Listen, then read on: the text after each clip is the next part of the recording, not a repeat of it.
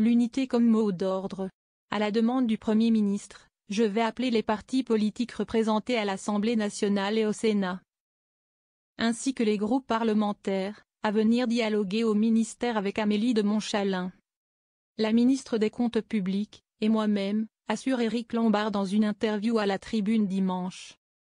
Le nouveau ministre de l'économie va contacter tout le monde à partir de dimanche matin, jugeant que tous les élus sont légitimes, et semblant ainsi vouloir éviter les polémiques récentes, comme celle provoquée par son prédécesseur Antoine Armand qui avait, dès sa première interview fin septembre, indiqué exclure le RN de l'arc républicain, à la grande irritation de Marine Le Pen. Pas non plus de préséance affichée, l'ordre de passage dépendra de leur disponibilité, et la configuration sera celle qu'ils souhaitent. Selon le ministre, dont la porte restera ouverte jusqu'au 14 janvier, date du discours de politique générale de François Bayrou, mais également ensuite. Les résultats de ce dialogue seront présentés au Premier ministre François Bayrou, pour qu'ils se traduisent en propositions du gouvernement. Celui qui était jusqu'à lundi directeur général de la Caisse des dépôts, premier pôle financier public, rappelle avoir été à ce titre en contact permanent avec les élus, locaux ou nationaux. Trouver des compromis.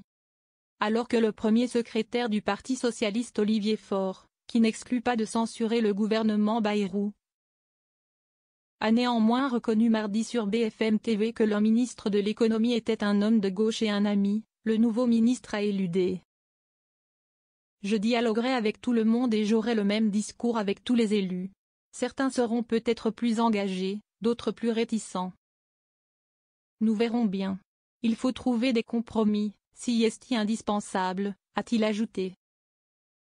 Il compte aménager le projet de loi de finances préparé par le gouvernement Barnier et laissé en souffrance durant la navette parlementaire par la censure du 4 décembre. Le déficit serait inscrit dans le texte à un peu au-dessus de 5% du PIB, de façon à protéger la croissance. Éric Lombard évacue au passage le risque d'une possible hausse du nombre de personnes assujetties à l'impôt sur le revenu l'année prochaine. Si la loi spéciale qui permettra en début d'année le strict fonctionnement de l'État devait perdurer, elle ne permet pas de pratiquer la traditionnelle indexation du barème de cet impôt sur l'inflation. Nous aurons un budget qui comportera une indexation du barème, a-t-il coupé court aux interrogations. Les Français qui ne paient pas d'impôt sur le revenu aujourd'hui ne paieront pas demain.